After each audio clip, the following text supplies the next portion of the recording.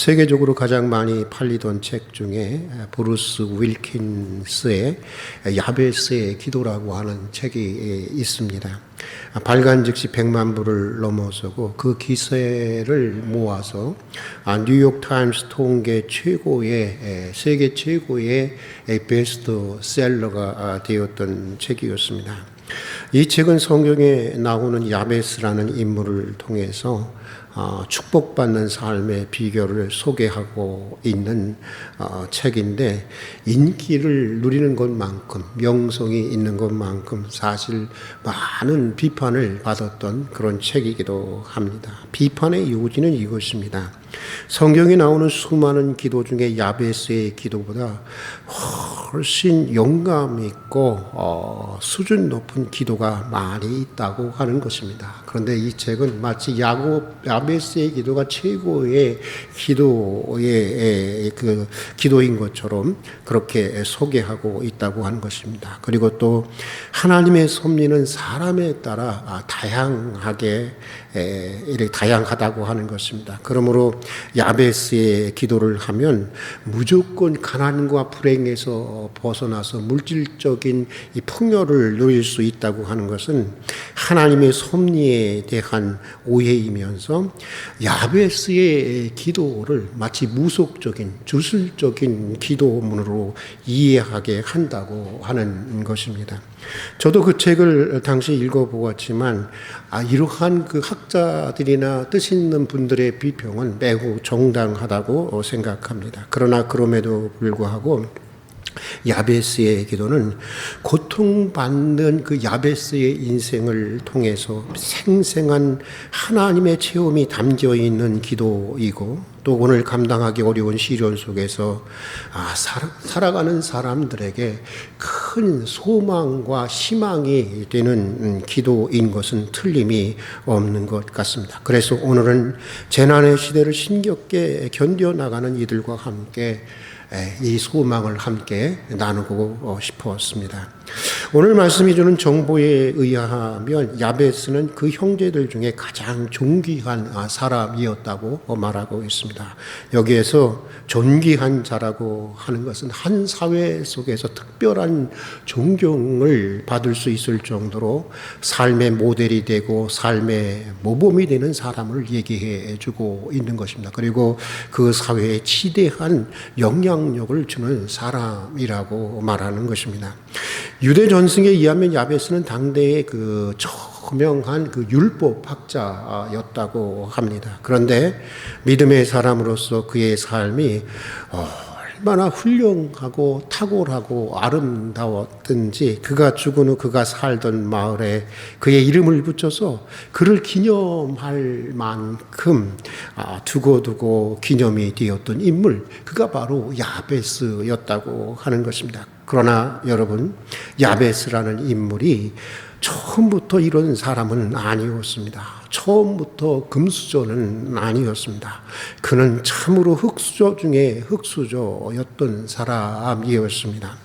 이 야베스라는 이름은 슬픔, 고통, 또 수고, 고생을 그렇게 의미하는 그런 이름입니다. 태어날 때의 상황을 반영해서 이 지어주는 이름에 대한 이스라엘 문화를 고려해 볼 때 야베스는 매우 고통스럽고 아주 불행한 상황 속에서 출생한 사람이었음이 틀림없는 것 같습니다. 또 야베스라는 이름을 어머니가 지어준 것을 볼 때 그는 태어날 때부터 아버지가 없는 유복자였음이 틀림없었던 것 같습니다. 그러고 보면 야베스는 태생 때부터 많은 인생의 장벽을 가지고 장애를 가지고 성장해야 했던 사람, 그가 바로 야베스였던 것입니다. 그러나 야베스는 그런 자신의 태생적인 불행을 극복하고 그 시대에 가장 존귀한 그렇게 기념이 될 만한 인생을 살았던 사람 중에 하나가 되었다고 하는 것입니다. 여러분, 그것이 어떻게 가능했을까요?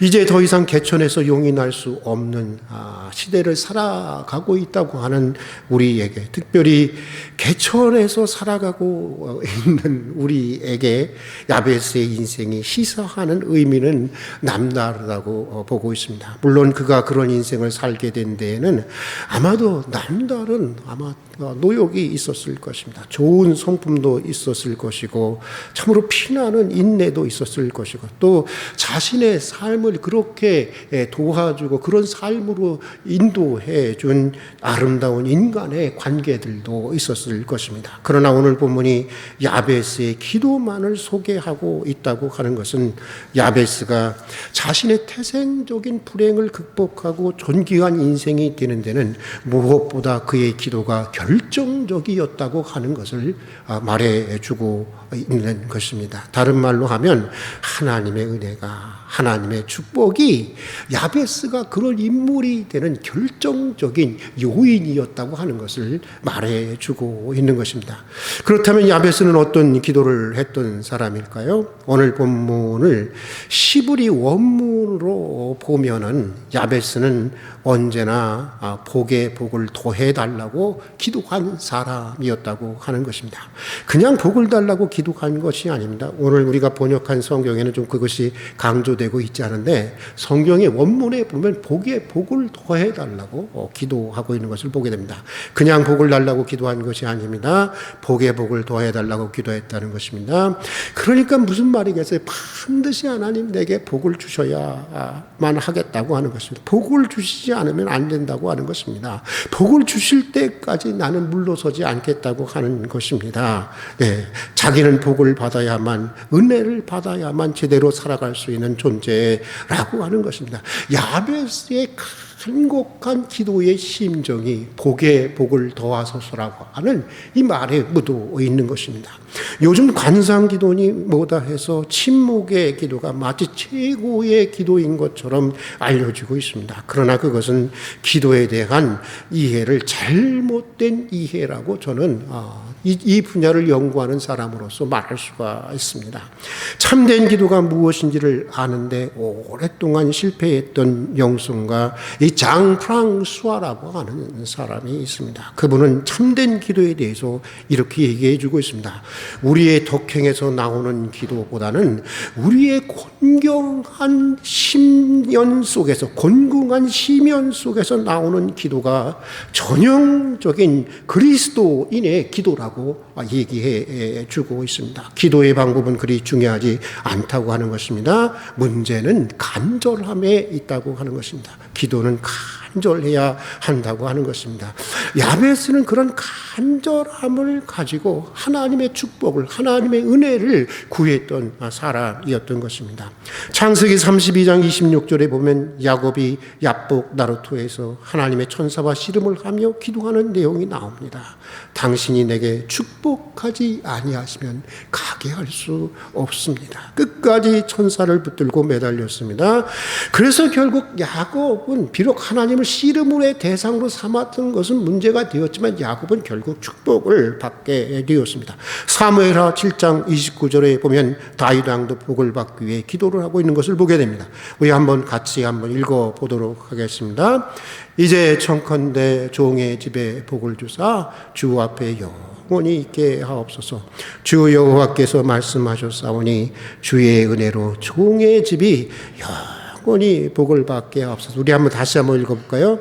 이제 청컨대 종의 집에 복을 주사 주 앞에 영원히 있게 하옵소서. 주 여호와께서 말씀하셨사오니 주의 은혜로 종의 집이 영원히 복을 받게 하옵소서. 복을 달라는 것입니다. 내 인생에 복을 주시고 내 가정에 복을 주시고 내 가문에 복을 주시고 자손 대대로 복을 달라고 하는 것입니다. 어떤 사람들은 복을 달라는 기도를 매우 저급한 기도로 폄하하는 사람들이 많이 있습니다. 복을 달라는 기도를 기복주의로 매도하는 사람들도 있습니다. 그러면서 이런 말을 합니다. 뭐 그렇게 날마다 달라고 하느냐. 무엇을 그렇게 달라고 하기 전에 먼저 하나님 앞에 무엇을 드릴까? 그런 자세가 필요한 것이 아니겠느냐. 어디서 많이 들어본 말입니다. 그럴듯합니다. 그러나 저는 참 자신이 어떤 존재인지를 제대로 알지 못하는 사람들의 말이라고 생각을 합니다. 예전에 교육자들이 몇이 함께 산으로 기도하러 갔습니다. 제가 한번 말씀드린 적이 있습니다. 그런데 기도하기 전에 한 분이 이렇게 아주 열변을 토했어요. 한국 교회는 문제라는 거예요. 한국 교회 사람들은 늘 하나님 앞에 주시옵소서만 하는데 이런 믿음의 태도가 한국 교회를 수준 낮게 한다라고 아주 그 열변을 토하셨습니다. 그래서 자신은 오늘 오직 나는 드리는 기도만 하고 오겠다고 하면서 산으로 올라갔습니다. 그렇게 말하고는 우리는 각자 기도하러 갔고 기도를 마치고 다시 모였습니다. 그런데 이분이 기도를 다녀와서는 그렇게 열변을 토했던 사람이 야구가 팍 죽었어요. 그러면서 이런 고백을 했습니다. 오늘 나는 처음부터 끝까지 드리겠노라고만 기도했는데 마지막에는 드릴 수 있도록 도와 주시옵소서라고 하는 기도로 마쳤습니다. 이런 얘기를 하더라고요. 드리려고만 했는데 결국 주시옵소서로 마치고 말았다고 하는 것입니다. 그래서 우리가 모두 한바탕 웃었는데 여러분 그렇습니다. 우리가 어떤 존재인지를 알아야 하는 것입니다. 우리는 처음부터 끝까지 다 받아야만 하는 존재인 것입니다. 우리 몸 어느 것 하나 우리가 만든 것이 없습니다. 다 하나님이 지으셨고 하나님이 주신 것입니다. 그래서 우리를 가리켜서 피조물이라고 말하는 것입니다. 이것을 깊이 생각해야 하는 것입니다. 우리는 전적으로 받아야만 존재할 수 있다고 하는 것을 아는 것으로부터 진실한 신앙이 시작되는 것이고 진실한 기도가 참된 기도가 시작되는 것입니다. 우리는 본질적으로 받아야 드릴 수 있는 존재인 것입니다. 주님께 드릴 수 있는 마음도 물질도 받아야 드릴 수 있는 것 아니겠습니까?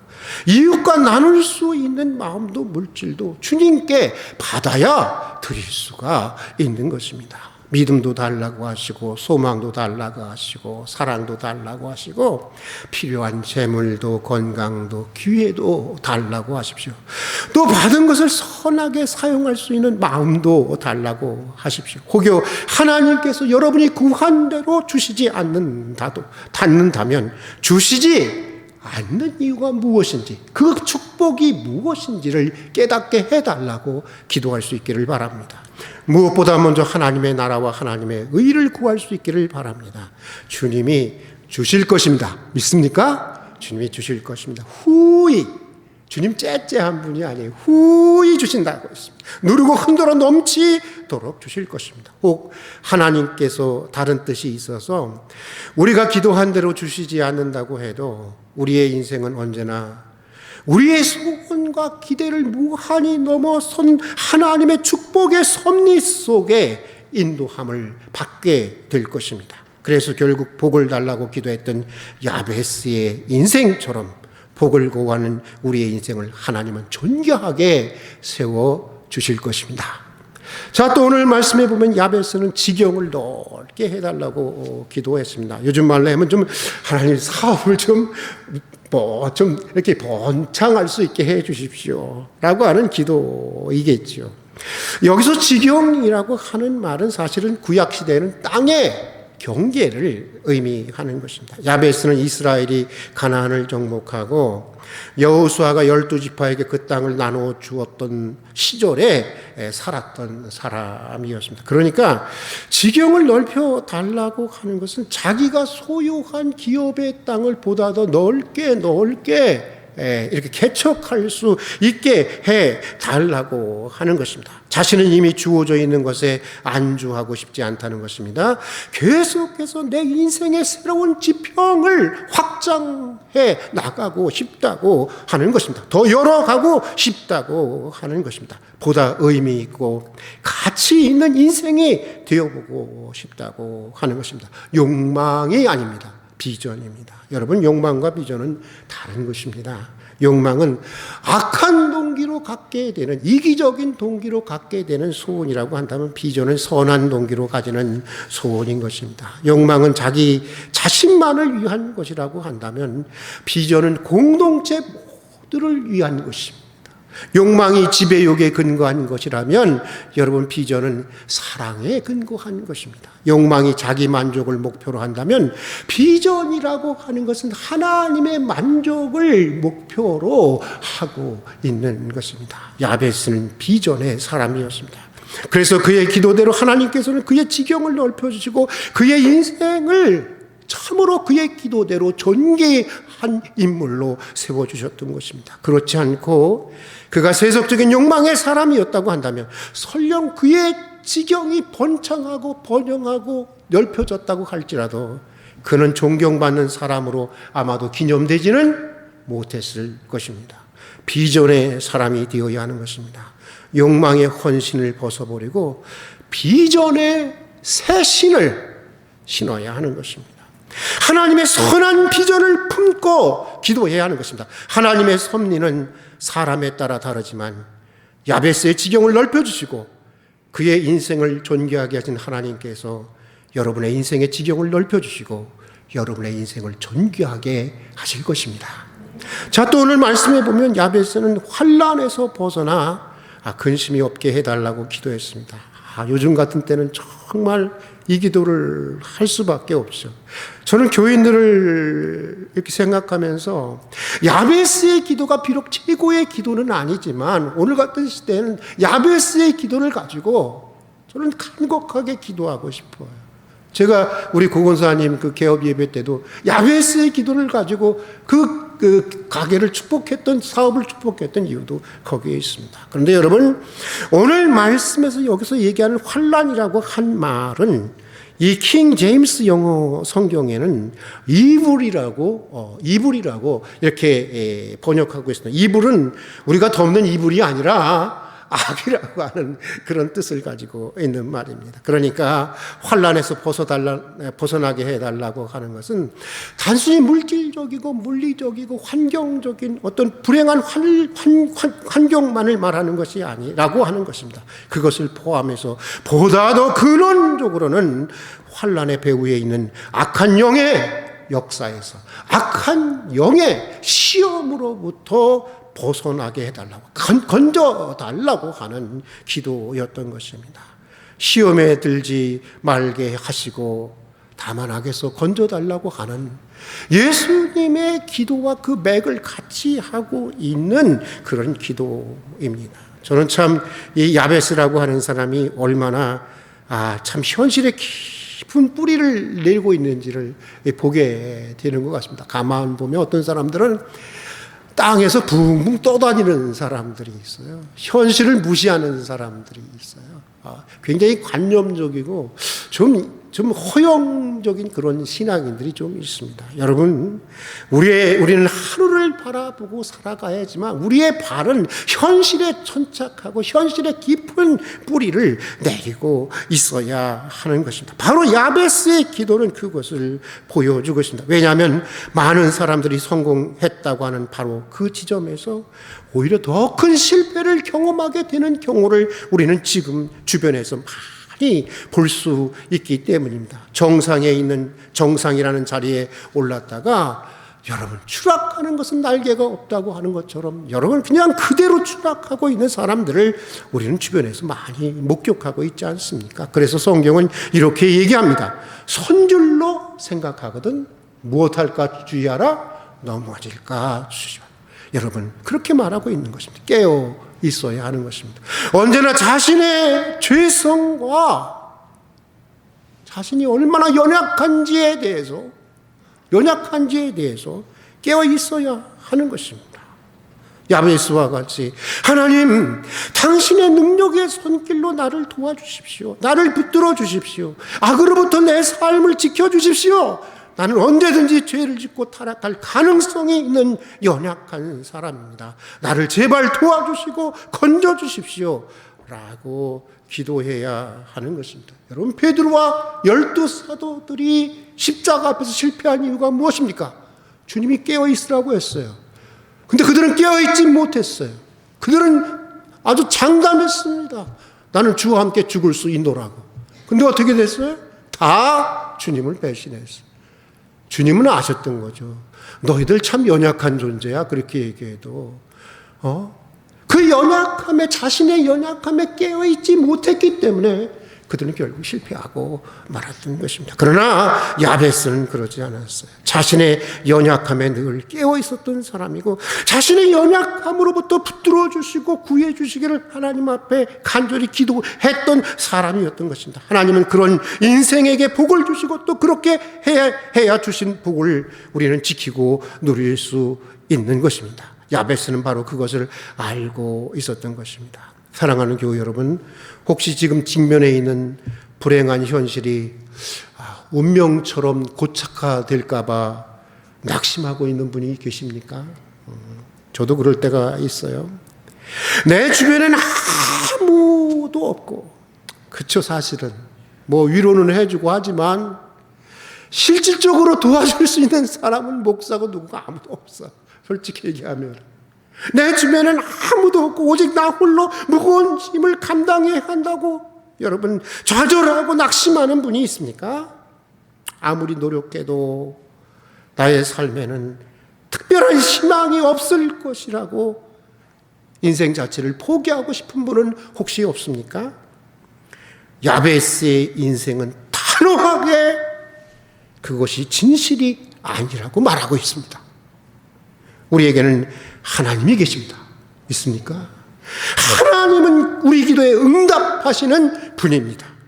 그러기에 기도하는 인생에게는 소망이 있는 것입니다. 희망이 있는 것입니다. 기도하는 인생은 망하지 않는 것입니다. 비록 우리가 바라는 기도가 거절된다고 해도 하나님은 더 크고 놀랍게 우리의 인생을 인도해 가시는 것입니다. 그래서 우리 인생으로 하여금 존귀한 인생이 되게 하시는 것입니다. 이것이 야베스의 인생이, 야베스의 기도가 우리에게 주는 복음의 메시지인 것입니다. 야베스의 기도가 재난의 시대를 살아가고 있는 우리 모두의 기도가 되고, 야베스의 축복이 우리 모두의 축복이 될 수 있기를 주님의 이름으로 기원합니다. 함께 기도하겠습니다. 재난의 시대를 살아가고 있습니다.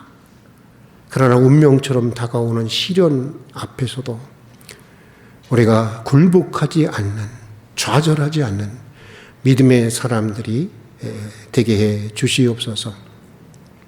야베스처럼 오늘의 불행을 내일의 축복으로 변화시켜 나갈 수 있는 믿음의 용사들이 되게 해 주시옵소서. 복에 복을 더하여 주시고 우리 지경을 넓혀 주시옵소서. 모든 환난으로부터 벗어나 평안을 누리게 하여 주시옵소서. 야베스의 축복이 우리 모두의 축복이 되게 해 주시옵소서. 예수님 이름으로 기도드립니다. 아멘.